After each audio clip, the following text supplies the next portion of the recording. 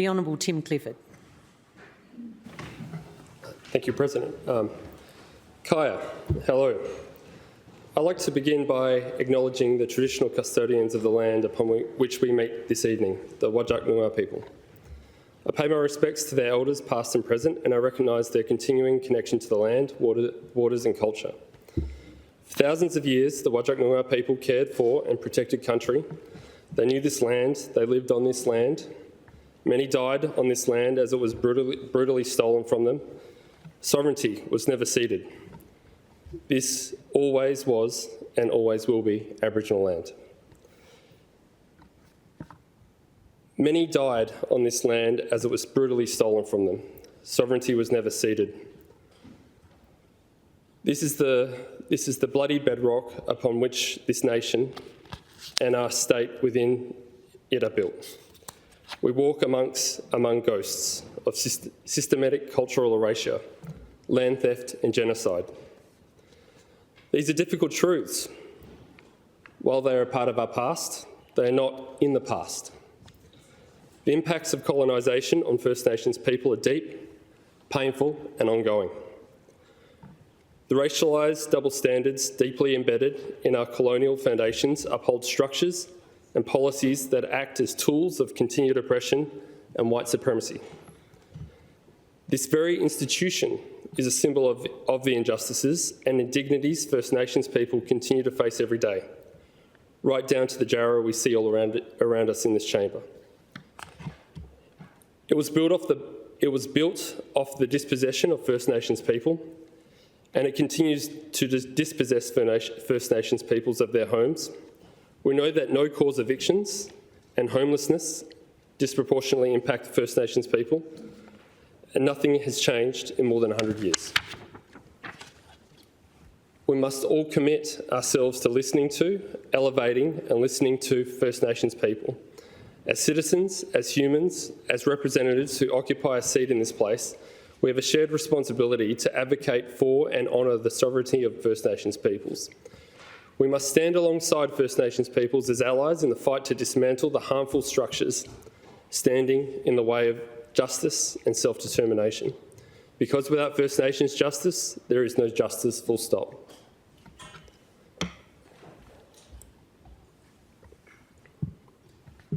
I'd also like to take this moment to acknowledge and congratulate the President on being elected to this distinguished role.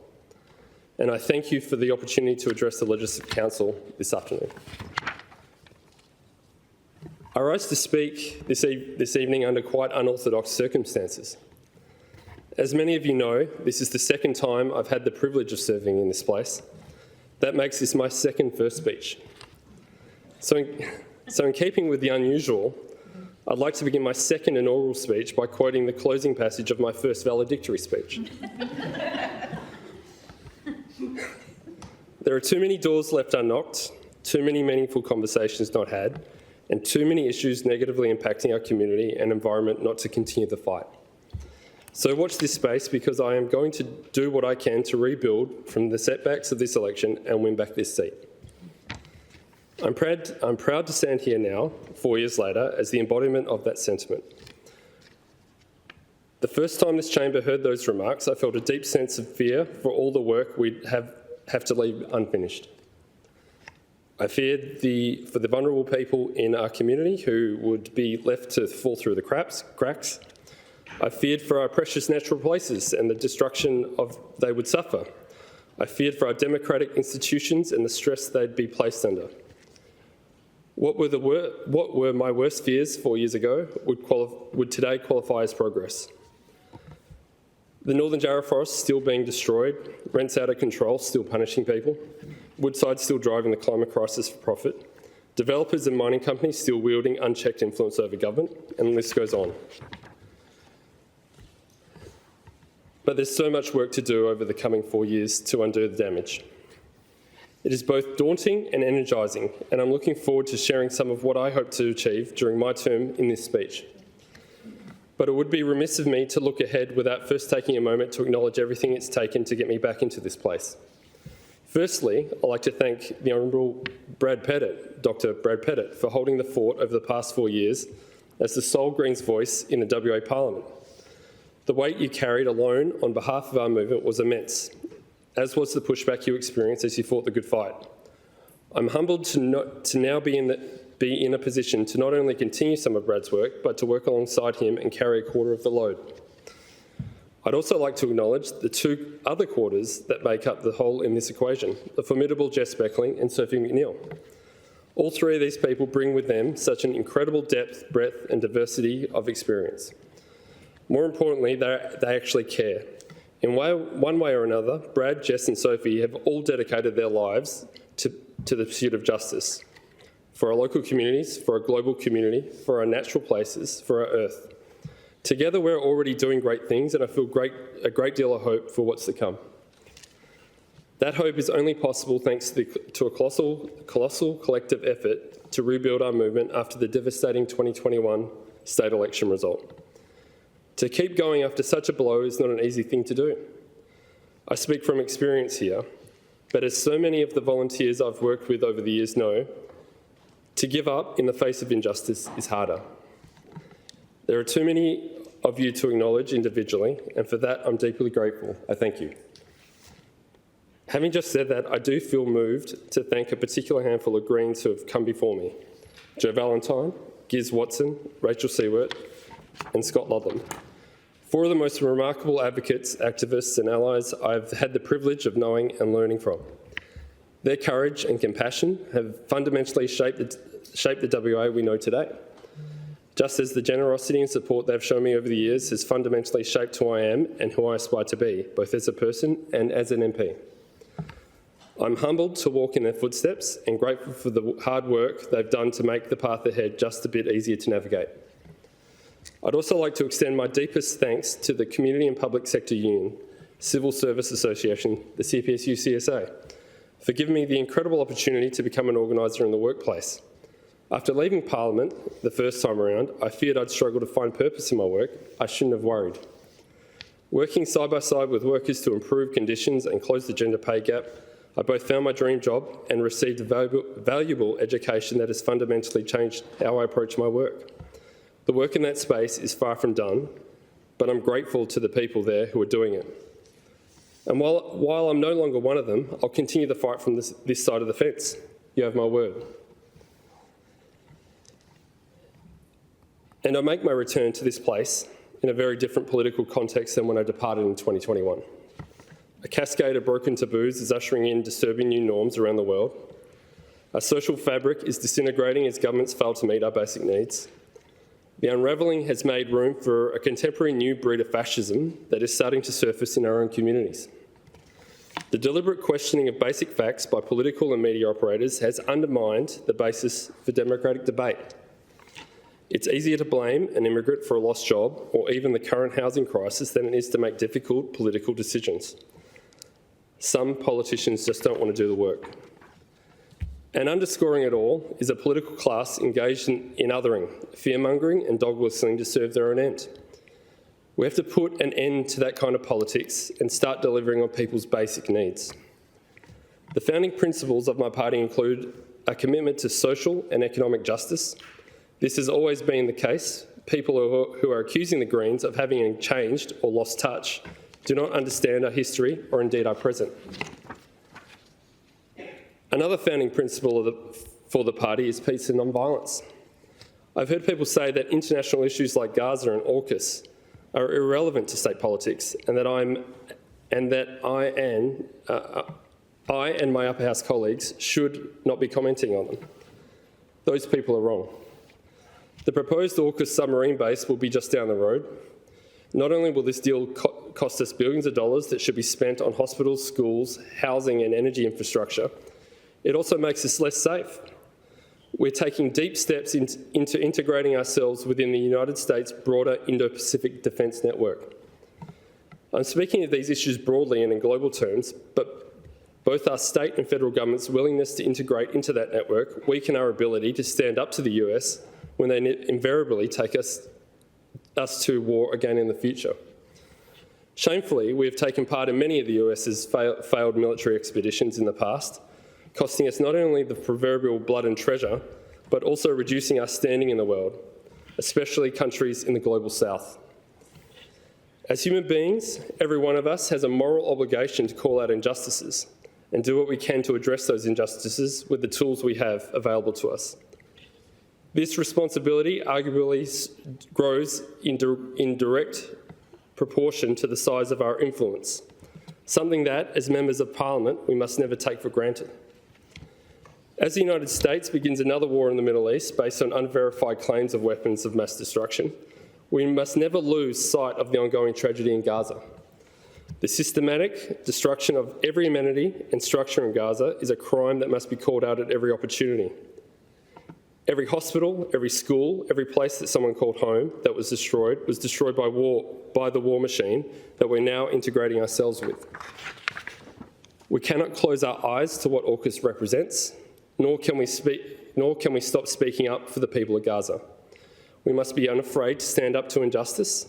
It is our responsibility to call it out, not because it will win votes or serve a political agenda, but simply because it is the right thing to do. There is no grey area, it's simply the right thing to do. Aside from principles regarding social justice and peace, of course the Greens are known for our commitment to ecological values. While I came into the Greens more focused on social justice values, I quickly recognised that there is no social justice without climate justice. The crossover between the two is starkly obvious, as those who seek to capitalise on the destruction of our living planet are also complicit in the economic exploitation and the war machine. There's nothing more beautifully symbolic of this than Woodside being allowed to continue business as usual while the science screams at us to do anything but.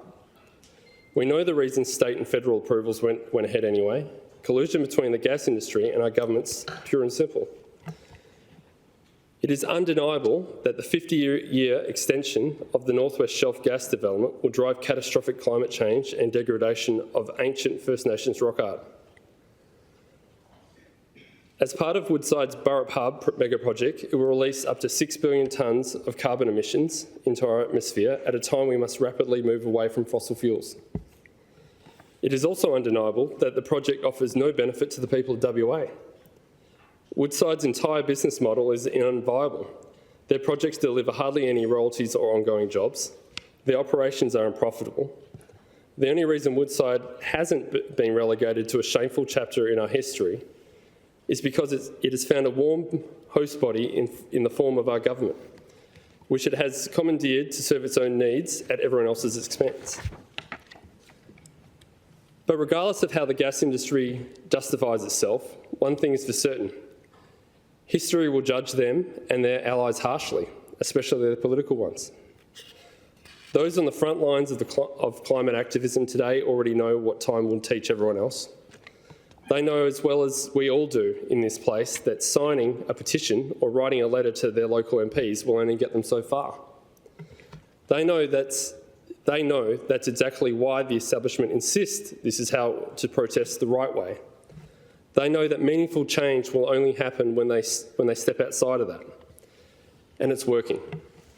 I've been shocked by the level of criticism and hostility levelled at peaceful protesters in recent years. I've observed many that criticise current-day activist movements speak romantically about past battles for human rights without seeing the modern equivalent right in front of them. Make no mistake, activists taking great risks to address climate injustice are doing it to protect us all.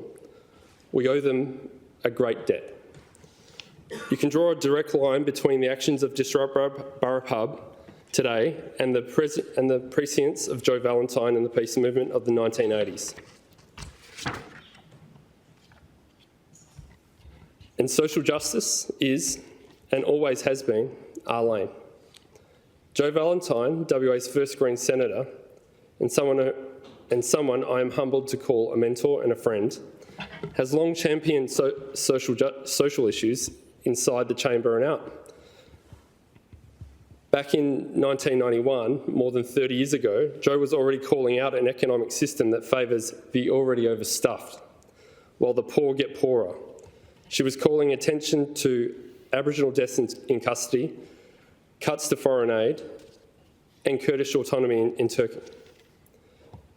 Joe is just one example of the Greens' long-time commitment to social justice. It is one of our founding principles and to this day remains a guiding pillar of our movement. My own journey to the Greens as a former construction worker came at around a time when my friends Scott Ludlam and Rachel Seward were fighting the Abbott government's cruel 2014 budget, where the Americanisation of our vital public institutions was on the cards.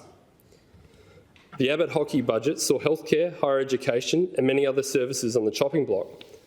In fact, Abbott proposed freezing graduating support payments for 6 months as a way of incentivising students to find work. Cruel and unnecessary. At the time, Senator Seward said many times that poverty is a political choice, and no truer words have ever been spoken. No choice can be more clear than the federal government's willingness to hand out $180.5 billion to investors through negative gearing and capital gains concessions over the next 10 years. The winners are chosen by politicians, driven by donations and lobbyists who just don't really care about us. Only a few weeks ago, close to 2,000 people showed up on a rainy Sunday to protest the destruction of our northern Jarrah forests. In plain sight, this forest and all its inhabitants are disappearing, all in the name of Alcoa and the likes of South 32's greed. We cannot afford for this forest to be lost forever. Every person that showed up for that march is a climate hero. The forest protects our climate and we protect our forests. I've already mentioned that it has become popular among detractors of the Greens in recent years to bandy about the claim that we've lost our way. We should stay in our lane, they say. We should shut up about social and economic justice and stick to talking about trees. I stood with those people in the rain, and in this term of government, I will also fight for the people being smashed by the ongoing housing crisis. Let me say again, politicians choose the winners. There is no better example of that than what we are seeing unfold right now in the ongoing housing crisis. What is purposely obscured from view are the many powerful players working to protect the status quo at all costs. But once it comes into focus, it's impossible to unsee. Developers hosting fundraising dinners for premiers to personally make sure housing supply doesn't meet demand. Industry lobbying for gifts of cheap parcels of land they can drip feed out for development at the far edges of what is now the longest city in the world. The likes of the Real Estate Institute of Western Australia, or REWA, exerting disproportionate influence over government to ensure residential tenancy laws remain firmly in their favour. A system that crowns winners must necessarily have losers. Most of us are. That includes renters, many of whom have been left exposed, my own relatives included. I recently spoke to a member of my immediate family. She said, "The stress of being a single parent and the uncertainty of keeping a roof over my children's head while juggling housing shortages, rent increases, inspections, and the expectation of having to share a home with my 3 children, 2 of them which are living with a disability, and working full-time has been an unimaginable weight." Plus the guilt of all that and not being able to care for my dad during his decline.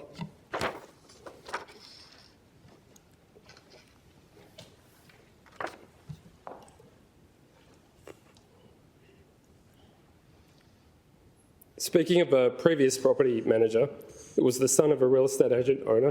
She said, thank you. "That guy was atrocious. Told me to find another place and then got angry when I gave notice on a periodic lease. The real estate manager told me that my kids can just live like African kids for the weekend when the water main burst on a Friday afternoon, and then tried to give me over a grand's bill in water twice. Said fixing the running water can just wait." They were the same ones who wouldn't let me postpone a rent inspection because we all had gastro, and they got pissy that I had piles of vomit-covered bedding I was trying to get through the wash. All 3 of my children were under 4 then, 2 in nappies.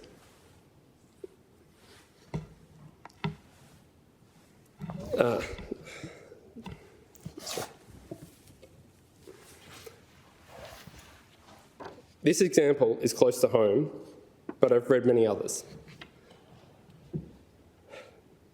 This is why I'm determined to pursue changes. I have many portfolios, but a lot of my focus will be on tackling the housing crisis. The depth of the COVID years laid bare just how quickly governments can act to really take care of people when they want to. We saw a moratorium on both evictions and rent increases. In 2021, the moratorium on rent increases was lifted, and since then, rents have gone up an average close to 76%, unleashing to untold hardship on the people of WA. Even though I wasn't a member in the last Parliament, I was aware of the residential tenancy reforms being proposed. You would think the Minister for Housing, in the midst of a housing crisis, would take residential tenancy reforms already working in other parts of the country and implement them with the intention of dealing with the crisis unfolding in front of his very eyes. Solutions exist to the problems we face, and I intend to fight for them. Short stay accommodation is also out of control in WA. According to multiple reports, short stay accommodation is outnumbering long-term rentals by huge factors in some places. I applaud the City of Busselton's recent announcement that they will restrict short stay accommodation to hosted only, as the situation is dire. A September 2023 report indicated Busselton had 1,455 Airbnbs versus 34 long-term rentals. It's sad that we are relying on local governments to do the state government's job. The government needs to step in with things like limits on Airbnbs, exclusion zones, or restricting Airbnbs to hosted only. And we broke new records last week for the number of applicants on the public housing waiting list, over 22,000. That represents more than 35,000 people on the public housing waiting list, and that's data from over a year ago. It is deeply concerning that the government will not release the total number. We need to build more homes. We did in the past following the Second World War. We must do it again. The government has a responsibility to prioritise public housing builds, including by legislating minimum public housing build targets, even if that measure cuts into developers' profits. I've already mentioned that WA's median rent has increased 76% to over $740 per week since June of 2020. Affordable housing just isn't a reality. And shockingly, only a handful of properties in the whole country are affordable for people on income support. Like in the ACT, we could implement a flexible rent cap to stop arbitrary rent increases. Limiting rent increases to CPI plus 10% would mean people wouldn't be forced to choose between keeping a roof over their heads or putting food on the table. And working in conjunction with the flexible rent cap, also banning no-fault evictions would provide certainty in people's lives, keeping people in their homes and easing the homelessness crisis. And getting vacant properties into the market must also be a priority. We should be exploring measures such as a broad-based land tax in place of stamp duty, which would also help home buyers, while also considering a targeted vacancy tax. A tax shift from stamp duty to a land value tax is underway in the ACT, and a targeted vacancy tax has been introduced in Victoria.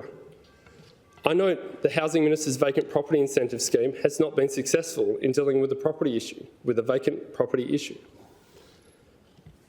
And renters should be treated with dignity. Too many stories have emerged of renters being abused with little accountability, as my family member was. Renters have so few protections under the law that simply requesting an essential repair could genuinely jeopardise their tenancy, because the landlord can just find someone else who will put up with it and pay more rent. Agents who breach the Residential Tenancy Act should be subject to a 3 strikes policy. What I mean by that is, if the agent fails to meet their legal obligations, they should be hit with a strike. If an agent hits 3 strikes they cannot account for, their licence should be suspended. Similarly, private landlords should be held accountable for failing their legal obligations to tenants. Right now, they face little to no consequences. The system is stacked in favour of those who already hold power and wealth, in favour of the winners with no one to hold them accountable. It's also absolutely shocking to me that there are no requirements for agents to advertise the sale price of a home. Home buyers are left guessing as they deal with underquoting and being railroaded by interstate investors. We must do better. At one point in time, you had to be a landowner to sit in this house, but sadly, the landed gentry persists to this day. We must use the power of this parliament to transform housing from a tool used by the privileged to amass further wealth into what it actually is, a human right. And I'm really grateful to be able to continue the work in this place and forever grateful for the people who put me here. I look forward to building meaningful campaigns around the issues I've talked about in this speech. But again, statistics can only tell you so much. But my goal is to tell the stories of the people impacted by the issues I've mentioned. And those stories should inform us as to why we're here in the first place. We must push through our differences to serve West Australia's people and the living world, resisting the inevitable pressure to serve vested interests. Thank you.